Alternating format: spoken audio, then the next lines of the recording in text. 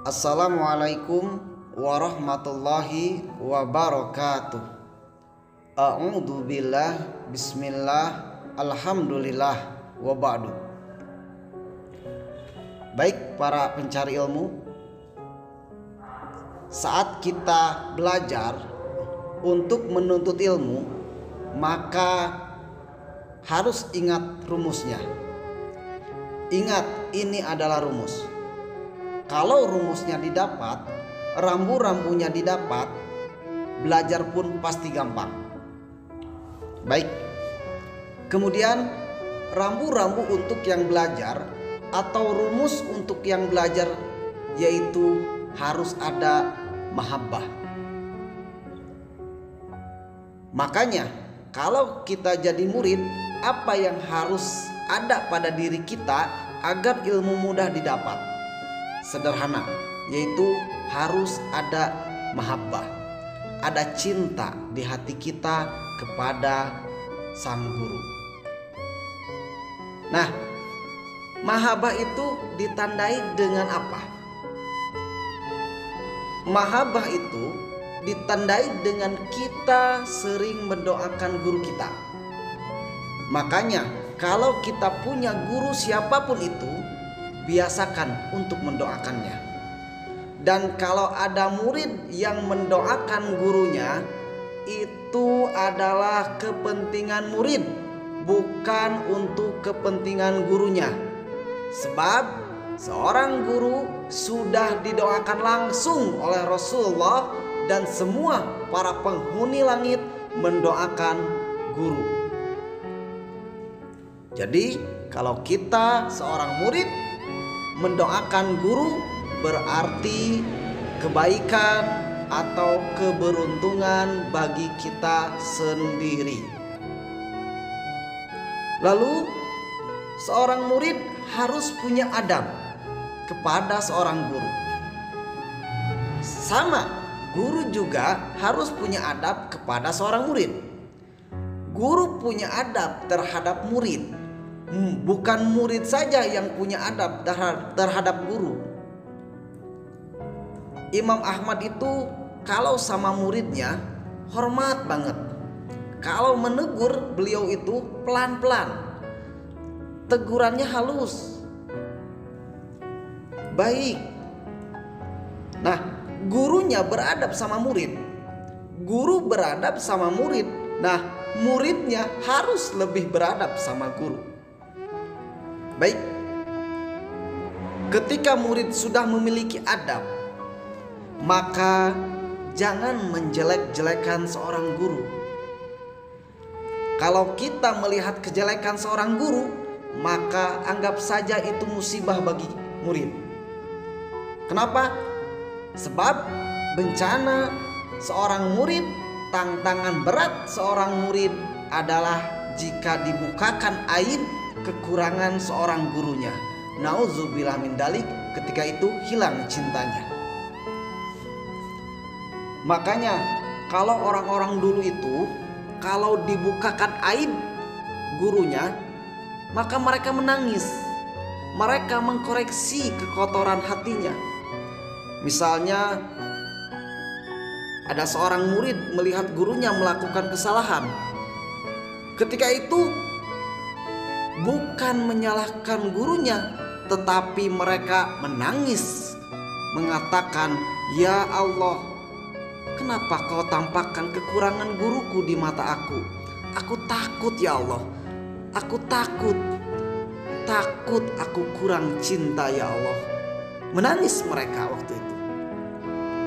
Sehingga di saat belajar, lihat Syekh Hasim Al-Hasyari dalam kitab Adabul Alim wal Muta'alim, beliau menyebutkan salaf ulama dahulu itu sebelum jadi ulama, kalau mau belajar itu mereka bersedekah. Setelah bersedekah, mereka berdoa, "Ya Allah, dengan sedekah ini aku mohon tutuplah kekurangan guruku agar tidak terlihat oleh aku." Makanya kalau ada murid mencari kesalahan gurunya, dijamin gak akan dapat ilmu. Dan ingat, kalau kita mencari guru yang gak pernah punya salah, sampai mati pun kita tidak akan pernah punya guru. Akan tetapi ketahuilah, nasib baik seorang murid adalah jika ditutup oleh Allah kekurangan gurunya. Kenapa? Agar semakin cinta, agar semakin mahabbah. Nah, kalau murid sudah punya bekal cinta, jangan bicarakan kejelekan guru, maka bicarakanlah kebaikan-kebaikan seorang guru. Kalau kita sering membicarakan kebaikan guru, maka ketahuilah teman kita yang mendengar pun pasti akan ikut senang. Makanya ada istilahnya kita membaca manakib. Ini yang sering kita biasakan sebulan sekali, kita sambil sholat duha kita selalu membaca manakib. Untuk apa? Untuk mengingat, karena manakib itu adalah tentang kisah mengagumkan kebaikan seorang guru. Manakib. Makanya di sana waktu itu, saat kita membaca manakib, sebutkan di sana guru kita. Guru ini masya Allah soleh, dia gini. Kalau kita bercerita kepada sahabat kita, maka sahabat kita akan terpesona. Setelah terpesona, dia akan ikut kita. Lihat, dia pasti akan mengajak orang dalam kebaikan. Tapi kalau kita ngomongin kejelekan seorang ustadz, ngomongin kejelekan seorang guru, maka kita tidak akan mendapatkan ilmu. Kalau seorang murid tidak punya adab, tidak punya cinta kepada guru, biarpun yang mengajar seorang wali kutub, wali besar pun tidak akan dapat ilmu. Yang ngajar Syekh Abdul Qadir Jailani, dia tidak akan dapat ilmu. Bahkan sekalipun Nabi Muhammad SAW yang mengajarkan anak itu, mengajarkan murid itu, ketahuilah dia tidak akan dapat ilmu. Kenapa? Karena tidak punya mahabbah, tidak punya adab. Ada contoh seorang alim hebat, pinter, cuman gak punya adab, gak punya mahabbah kepada Rasulullah SAW. Dia gak punya mahabbah dengan Rasulullah, maka jadilah dia Ustadz Abu Jahal. Tahu Abu Jahal? Tahu? Abu Jahal itu alim, pinter.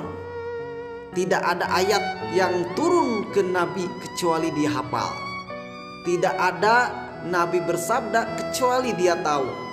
Bahkan saking hebatnya si Abu Jahal, rajinnya belajar dari Nabi, kalau dia pergi jauh, dia harus membayar orang untuk duduk dengan Nabi Muhammad agar tidak ada kalimat yang terlewat dari lisan Nabi. Cuman tujuannya bukan untuk mencari kebaikan, tapi tujuannya untuk mencari kejelekan-kejelekan Nabi yang tak pernah ada. Karena di hatinya tidak ada cinta. Lihat, padahal dia mendengar firman-firman Allah, mendengar suara Nabi yang begitu indah, melihat akhlak Nabi yang begitu mulia, tapi karena di hatinya tidak ada cinta, tidak ada mahabbah, tidak ada adab, maka dia tidak ada ilmu. Baik, selesai.